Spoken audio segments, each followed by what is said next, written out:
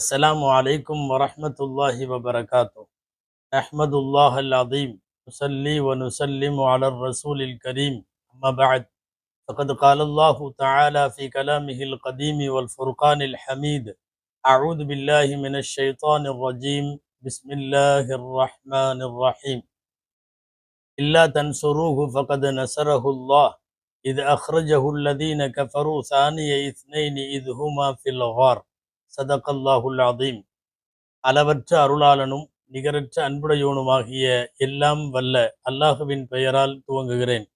அருமைநாயகம் முஹம்மதுர் ரசூலுல்லாஹ் ஸல்லல்லாஹு அலைஹி வஸல்லம் அவர்களின் மீதும் நற்பாக்கியங்கள் நிறைந்த அவர்களுடைய உம்மத்தின் மீதும் குறிப்பாக இக்காணொளியில இணைந்திருக்கிற நம் அனைவர் மீதும் எல்லாம் வல்ல அல்லாஹுவின் நல்லருள் என்றென்றும் நிறைவாக உண்டாவதாக. ஆமீன். அல்லாஹுவின் பேரருளால் இன்றைய தராவீஹ் வரிசையில் 8வது இன்றைய தராவீகில் ஓதப்படுகிற வசனங்கள் பெரும்பாலானவை நபி ஸல்லல்லாஹு அலைஹி வஸல்லம் அவர்களின் ஹிஜ்ரத்து குறித்த வசனங்கள் இடம்பெற்றிருக்கிறது. பெருமானார் ஸல்லல்லாஹு அலைஹி வஸல்லத்தினுடைய வாழ்க்கையில் மிக முக்கியமானதும் மகத்தானதுமான நிகழ்வு ஹிஜ்ரத் நிகழ்வு. இந்த ஹிஜ்ரத் நிகழ்வில் நம்மால் மறக்க முடியாதபடி வரலாற்றில் நீக்கமற நிறைந்திருக்கிற ஒரு இடம் சவுர் குகை. காரே சவுர் என்று சொல்லுகிறோம். அந்த குகையும் குகையை ஒட்டிய ஹிஜ்ரத்தின் நடந்த சில நிகழ்வுகளும் நாம் இன்றைய தராவீஹுடைய சிந்தனையாக எடுத்துக்கொள்கிறோம். அன்பானவர்களே, 2 குகைகள் இஸ்லாமிய வரலாற்றில் மிக பிரபலமானவை. ஏன் பெருமானார் ஸல்லல்லாஹு அலைஹி வஸல்லமுடைய வரலாற்றில் முக்கியமான 2 நிகழ்வு சொல்லுங்கள் என்று கேட்டால், ஒன்று நுபுவத் என்கிற நபிப்பட்டம் கிடைத்தது, இன்னொன்னு புலம்பெயர்ந்து போன ஹிஜ்ரத். இந்த 2 தான். நுபுவத்தின் நினைவுகளை தாங்கி இருப்பது காரே ஹிரா, ஹிரா குகை. ஹிஜ்ரத்தின் நினைவுகளை தாங்கி இருப்பது காரே சவுர், சவுர் குகை. ஹிரா இருக்கிற குகை இருக்கிற மலையும் சவுர் இருக்கிற மலையும் இந்த 2ம் மக்காவிலே வேறுபட்ட இடங்களில் இருக்கக்கூடிய மக்காவின் மலைகளில் 2 மலைகளாகும். நாம் இங்கே தெரிந்து கொள்ள வேண்டிய ஒரு அம்சம், கஹஃப் என்றாலும் குகை என்று அர்த்தம். அதே போல கார் என்றாலும் குகை என்று அர்த்தம். 2க்கும் இடையில வேறுபாடு உண்டு. முதல் செய்தி, இந்த 2மே தரையில இருந்துச்சுன்னா அதுக்கு பேரு குகை கிடையாது. குகை என்றாலே அது மலை மேல் இருக்க வேண்டும். கஹஃப்னாலும் மலை மேல் தான் இருக்கும். கார் என்றாலும் மலையின் மீது தான் இருக்கும். கஹஃப் என்பது சுமார் 9 பேர் உள்ளே தங்குகிற அளவுக்கு இடம் இருந்தால் அந்த குகையை அரபு மொழியில் கஹஃப் என்பார்கள். 3 பேர் மட்டும் தங்குகிற அளவுக்கு மாத்திரம் இடம் இருந்தால் அந்த குகையை அரபு மொழியிலே கார் என்று சொல்லுவார்கள்.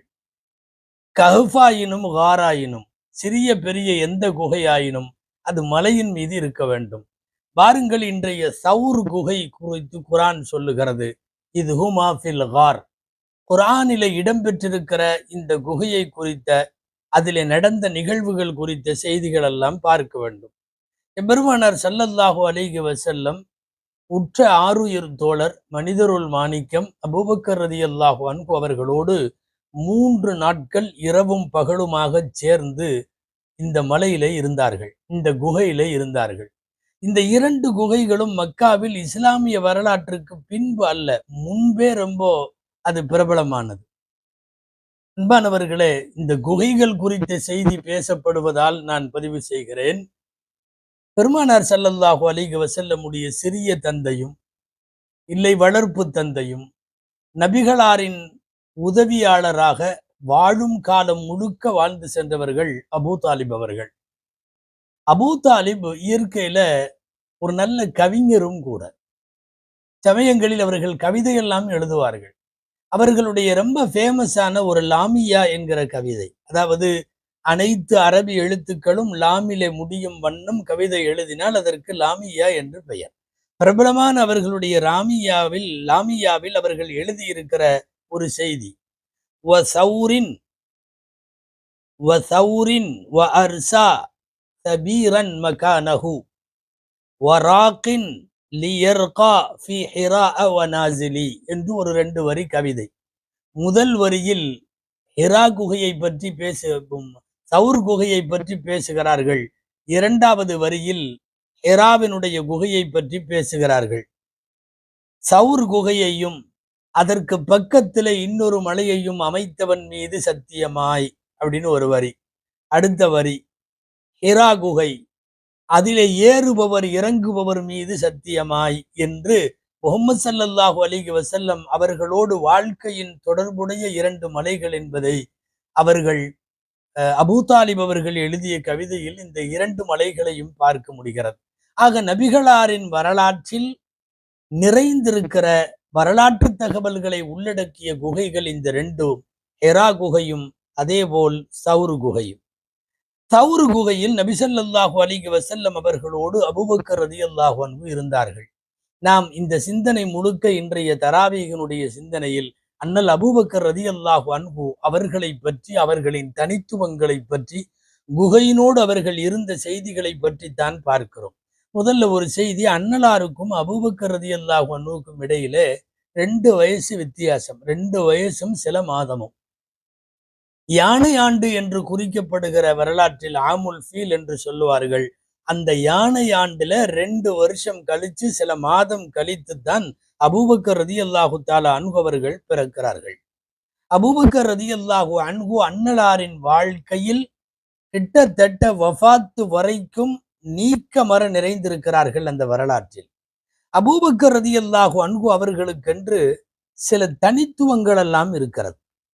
இந்த குறிப்பாக இந்த குகையை ஒட்டிய ஹிஜ்ரத்தினுடைய பயணத்திலும் இஸ்லாத்தினுடைய ஆரம்ப கட்டத்திலிருந்து நபிகளாரின் 40வது வயதிலிருந்து 63வது வரைக்குமான 23 ஆண்டு கால நபித்துவ பயணத்தில் அபூபக்கர் ரலியல்லாஹு அன்ஹுவின் பங்கு மகத்தானது, மறக்க முடியாது.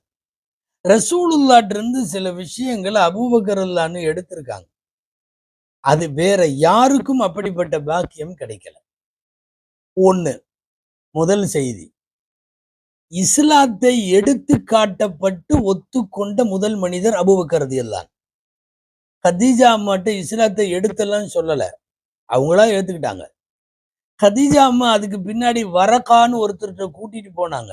அவர்கிட்டையும் இஸ்லாத்தை ஏத்துக்குங்கன்னு இஸ்லாமை எடுத்தெல்லாம் காட்டல நபி ஸல்லல்லாஹு அலைஹி வஸல்லம். குகையில என்ன நடந்துச்சுன்னு சொன்னாங்க, அவரா அல்லாஹ்வுடைய தூதர் இவங்கன்னு புரிஞ்சுக்கிட்டு இஸ்லாம் ஆயிட்டாங்க, அதெல்லாம் வேற. முதலாக இந்த உலகத்தில் இஸ்லாத்தை எடுத்து காட்டப்பட்ட நபர் அபூபக்கர் ரலியல்லாஹு. எடுத்து காட்டப்பட்ட வேகத்திலேயே எந்த தடுமாற்றம் இல்லாமல், எந்த பின்னடைவு இல்லாமல், ரொம்ப பிசிறு கூட இல்லாம உடனடியாக ஏற்றுக்கொண்டவர்கள் ஹஜ்ரத் அபூபக்கர் ரலியல்லாஹு தஆலா அன்ஹு அவர்கள். ஆக முதலில் எடுத்து காட்டப்பட்டு ஒப்புக்கொண்டவர்.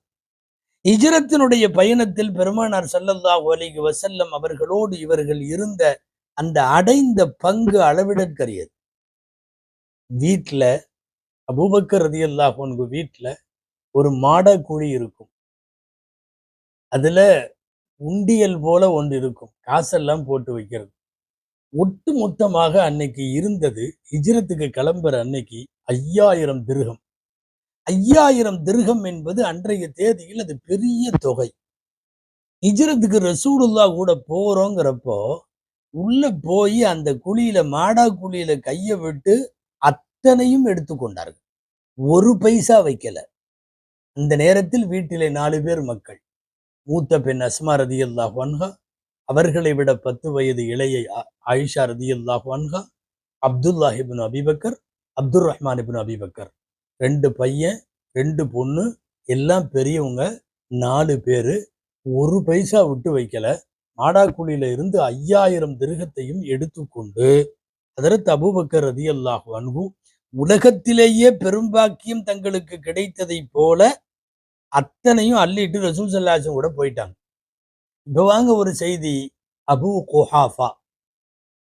இவங்க யாரு? அபூபக்கர் ரலியல்லாஹு அன்ஹுடைய தகப்பனார். இந்த சம்பவம் நடக்கிற இந்த நிமிஷம் வரைக்கும் அவர் இஸ்லாம் ஆகல. மிகவும் வயதானவர். பனு தைம் கோத்திரம், இந்த கோத்திரம் தான் அபூபக்கர் ரலியல்லாஹு அன்ஹு. இந்த கோத்திரத்துல உள்ள வயதான பெரியவர். இதுல என்னன்னா 2 கண்ணிலையும் பார்வை இல்லை. அப்போ தள்ளாடுகிற வயசு, பார்வை இல்லை, குனிந்த நிலை. அவர்கள் அப்படியே தடுமாறிக்கொண்டு கண் தெரியாத சூழ்நிலையில் வருகிறார்கள் வீட்டுக்கு. அவங்களுக்கு தகவல் கிடைச்சிருச்சு. நபி ஸல்லல்லாஹு அலைஹி வஸல்லமோடு அபூபக்கர் ரலியல்லாஹு அன்ஹு போய்விட்டார்கள். ஒரு தகப்பனுக்கே உரித்தான பாணியில உள்ள வந்த உடனே உங்களை எல்லாம் விட்டுட்டு போயிட்டானா? தகப்பன் தானே, மகனை அப்படித்தானே பேசுவார்கள். உங்களை எல்லாம் விட்டுட்டு போயிட்டானா என்று சொன்னபோது, அதுன்னு நான் நினைக்கிறேன் அவன் உங்களை ஃபஜஅக்கும் உங்களையும் ஒண்ணுமில்லாம தான் விட்டுட்டு போயிருப்பான் அப்படின்னு சொல்லிட்டு அந்த மாடா குழிக்கு போறாங்க, காசு இருக்குதான்னு பார்க்கறதுக்கு. ஏற்கனவே 5000 திர்ஹங்களையும் வழித்து எடுத்துவிட்டு போய்விட்டார்கள் நபிகளாரின் செலவுக்காக. உடனே இவர் தடுமாறி கொண்டு வருவதை பார்த்த மூத்த மகள் அஸ்மா ரதியல்லாஹு அன்ஹா, அஸ்மா மகள் மட்டுமல்ல, சிறந்த அறிவுஜீவியும் கூட, பொடி பொடி கல்லெல்லாம் எடுத்து அந்த உண்டியல்ல போட்டா குலுக்கனா காசு சத்தம் வர்ற மாதிரி செட் பண்ணி கொஞ்சம் பொடி கற்களை எல்லாம் எடுத்து போட்டு அந்த இடத்துல வச்சுட்டாங்க. வந்தவர் அந்த உண்டியலை தொட்டு பார்த்தார், குலுக்கி பார்த்தார், சப்தம் வருகிறது. கொஞ்சம் வச்சுட்டு தான் போயிருக்கான் என்று மகனை பற்றி பேசிவிட்டு அபு குஹாஃபா ரதியல்லாஹு அன்ஹு அவர்கள் வெளியே போய்விடுவார்கள். அஸ்மா ரதியல்லாஹு அன்ஹாவினுடைய சிறப்பான ஏற்பாடு அது. அல்லாஹுவின் மீது நம்பிக்கை வைத்து வீட்டை காலி செய்யும் பழக்கம் என்பது இன்று நேற்றல்ல. இஸ்லாத்தில் சேர்ந்த காலத்தில் இருந்து ஸல்லல்லாஹு அலைஹி வஸல்லம் வஃபாத் வரைக்கும் அபூபக்கர் ரலியல்லாஹு அன்ஹுடைய பழக்கம் அது. வீட்டை காலி செய்து இறைவனுக்காக தருவது என்பது. அபு குஹாஃபா ரலியல்லாஹு அன்ஹு வெளியே போய்விட்டார்கள். நபிகளாரோடு ஹிஜ்ரத் என்கிற பெரும் பாக்கியம் இவர்களுக்கு கிடைத்தது. அவர்கள் மட்டுமல்ல, காசை மட்டும் எடுத்துட்டு போகல, கூடவே தன்னுடைய பணியாளரையும் கூட்டிட்டு போயிட்டாங்க. அவர் தனக்கு பணி செய்தவர் ஆமிர் இப்னு ஃபுஹைரா. அவரை ரசூலுக்கு ஹிதுமத்துக்கு வேணும் வான்னு சொல்லி அவரையும் அழைத்து கொண்டு கூட கூட்டிட்டு போயிட்டாங்க. ஹிஜ்ரத்தின் நெடிய பயணத்தில் முக்கியமானது 3 நாள். ஏறத்தாழ மதீனாவுக்கு போய் உள்ள நுழையிற வரையும் மொத்த நாட்கள் 14 நாள். 14 நாட்களும் அபூபக்கர் ரலியல்லாஹு அன்ஹு மட்டும். ஆனா இந்த 14 நாள்ல பெரிய ஆச்சரியம் என்ன தெரியுமா? 3 நாள் இரவும் பகலும் குகையில் ரசூல் ஸல்லல்லாஹு அலைஹி வஸல்லமும் அபூபக்கர் ரலியல்லாஹு அன்ஹுவும் மட்டும்தான். குகையினுடைய வாசல் வரை வந்தவர்கள் ரசூலுல்லாஹி ஸல்லல்லாஹு அலைஹி வஸல்லமை பார்த்து சொன்னார்கள், அபூபக்கர் ரலியல்லாஹு அன்ஹு, தமஹல் யா ரசூலல்லாஹ் அஸ்தப்ரிஉ லக்கல் கார். அல்லாஹ்வின் தூதரே, கொஞ்சம் வெயிட் பண்ணுங்க, கொஞ்சம் இருங்க, நான் உள்ள போய் இந்த குகையை சுத்தம் செய்து விட்டு வருகிறேன். உள்ளே நேராக நுழைந்து வேறு எதுவும் அசம்பாவிதமோ விஷஜந்துக்களோ வேற எதுவுமே ஏற்படக்கூடாது. முதல்ல தேவையான சுத்தமெல்லாம் செய்து முடித்துவிட்டு அதற்கு பிறகு நபி ஸல்லல்லாஹு அலைஹி வஸல்லம் அவர்களை உள்ளே கூப்பிடுகிறார்கள். இங்க கவனிக்க வேண்டியது என்னன்னா, அந்த குகைக்குள்ள இருக்கிற 3 நைட்டு, 3 இரவும் 3 பகலும். யோசிச்சு பாருங்க, அல்லாஹ்வின் தூதர் இந்த முகத்தை தவிர வேற யார் முகத்தையும் பார்க்கல.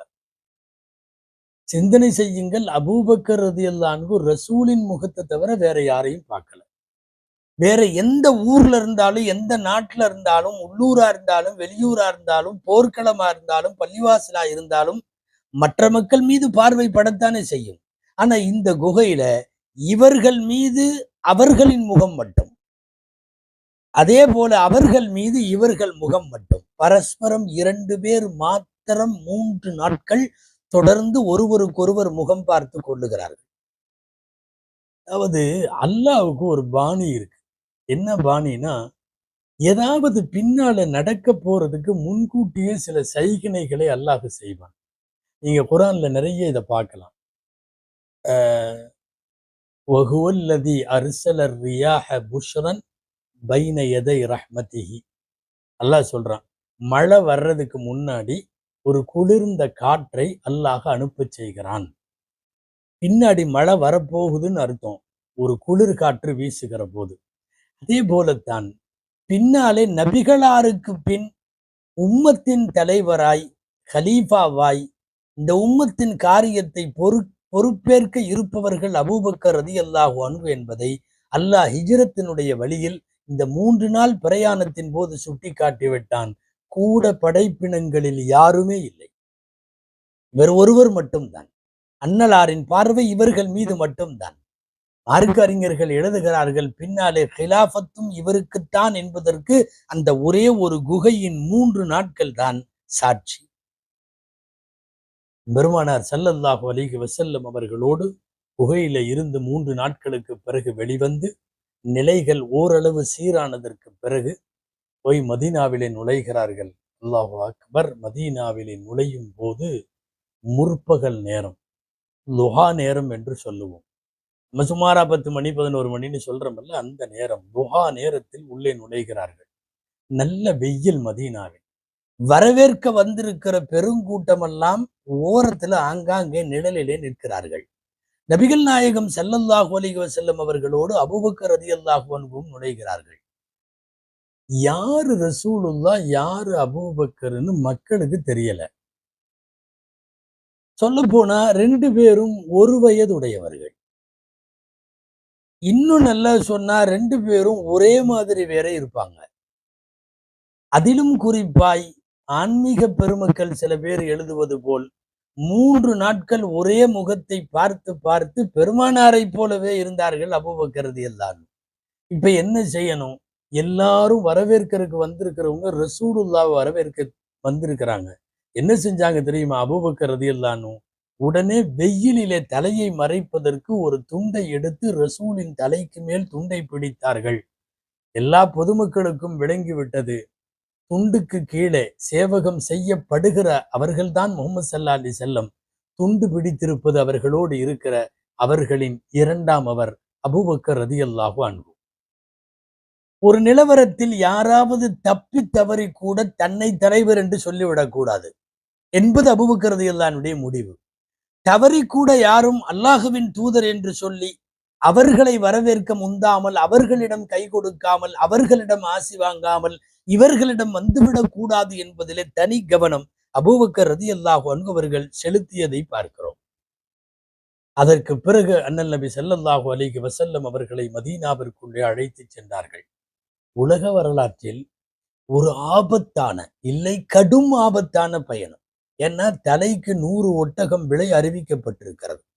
யார் எங்கு கண்டாலும் தலையை துண்டித்து கொண்டு வருபவர்களுக்கு 100 ஒட்டகம் பரிசென்றால், அதற்காக காத்திருக்கிற துடித்துக் கொண்டிருக்கிற ஏராளமான எதிரிகளும் வாளோடு சுற்றி கொண்டிருக்கிற ஒரு ஆபத்தான பயணத்தில் அண்ணலை கண்ணும் கருத்துமாய் கண்ணிமைக்கும் மேலாய் காத்து கொண்டு வந்து மதீனத்து மண்ணில் பெருமானார் ஸல்லல்லாஹு அலைஹி வஸல்லமை சேர்க்கிற வரை அந்த மனிதருள் மாணிக்கம் அபூபக்கர் ரலியல்லாஹு அன்ஹுடைய பங்கு ரொம்ப ரொம்ப மகத்தானது.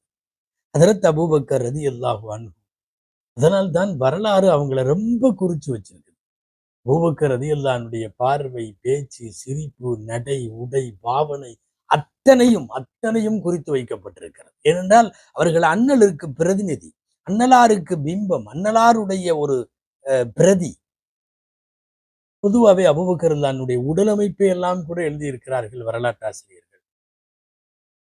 முஹின்னு பஹ்ரி வர் ரிகாப், கொஞ்சம் முதுகு வளைஞ்ச மாதிரி இருக்கும் அபூபக்கர் ரலியல்லாஹு அன்ஹு. எப்பவுமே ஏற நிமிந்த மாதிரி இருக்காது. எப்பவுமே சற்று குனிந்தவர்களாகவே சில பேர் காணப்படுவார்களே, அந்த மாதிரி இருப்பாங்க. 2 கண்ணமும் ஒட்டி போயிருக்கும். சில பேர்லாம் கண்ணம் புஷ்டியா இருப்பாங்கல்ல, அந்த மாதிரி இருக்காது. கண்ணம் கொஞ்சம் பத்தி போன கண்ணம் அவர்களுடையது. எவ்வளவு அளவு அவர்களை பற்றி இந்த கையில சில பேர்த்துக்கு நரம்பு வெளியே தெரியும். உரூக்கு யதிஹி ஸாஹிரா, நரம்பெல்லாம் வெளியே தெரியுமா எப்பவுமே. சாதா கையை சும்மா வச்சாவே ஒவ்வொரு நரம்பும் புடைச்சிட்டு இருக்குமா ஹஜ்ரத் அபூபக்கர் ரலியல்லாஹு அன்ஹு அவர்களுக்கு. ஒகான லஹு ஹித்தா என்ற ஒரு வார்த்தை வரலாற்று ஆசிரியர்கள் அபூபக்கர் ரலியல்லாஹு அன்ஹு விஷயத்தில் எழுதுறாங்க.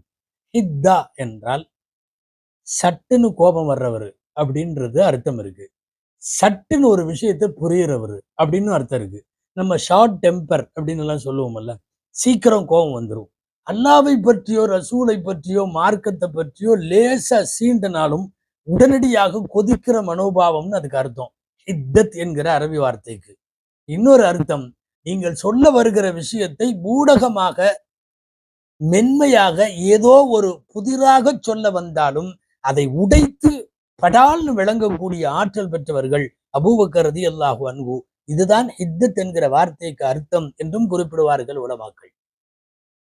கொஞ்ச நெஞ்ச தலையில இருக்கிற தாடியில இருக்கிற வெண்முடிகளுக்கும் சேர்த்து மருதாணி பூசுகிற பழக்கம் அபூபக்கர் ரலியல்லாஹு அன்ஹுக்கு இருக்கும்.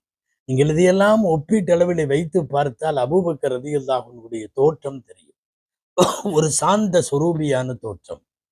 அண்ணல் நபி ஸல்லல்லாஹு அலைஹி வஸல்லம் அவர்களை வாழும் காலமெல்லாம் தங்களினுடைய கண்ணிற்கும் மேலாய் உயிருக்கு உயிராய் பெருமானார் ஸல்லல்லாஹு அலைஹி வஸல்லம் அவர்களை பாதுகாத்த பெருமை அபூபக்கர் ரலியல்லாஹு அன்ஹுவை சாரும்.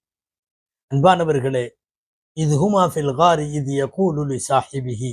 சாஹிப் என்ற ஒரு வார்த்தை அபூபக்கர் ரலியல்லாஹு அன்ஹுவை பற்றி குர்ஆனிலே வருவதால் சாஹிப் என்றால் தோழர் என்று பொருள், உடனிருப்பவர் என்று பொருள், கூடவே இருப்பவர் என்று பொருள்.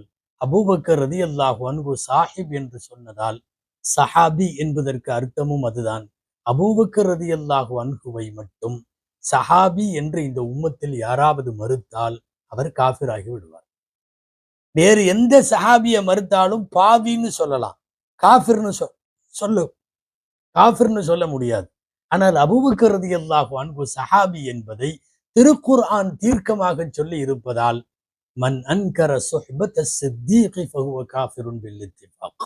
சித்தீக் ரலியல்லாஹு அன்ஹு அவர்களுடைய சுஹபத்தை சஹாபி என்பதை மறுத்தவன் காஃபிராகி விடுகிறான்.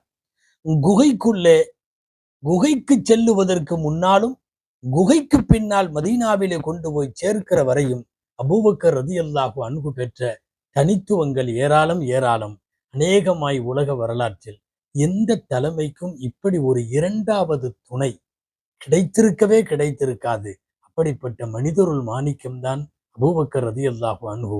எல்லாம் வல்ல அல்லாஹு ஜல்ல ஷானுஹு தஆலா அன்னலாரின் உற்ற தோழரான அபூபக்கர் நாயகம் ரலியல்லாஹு அன்ஹு அவர்களை அல்லாஹ் சுவனத்திலும் எம்பெருமான் ஸல்லல்லாஹு அலைஹி வஸல்லம் அவர்களோடு வைப்பதோடு இப்படிப்பட்ட மேன்மக்களின் துஆவுக்குரியவர்களாய் அல்லாஹ் நம்மை எப்போதும் ஆக்கி வைப்பானாக.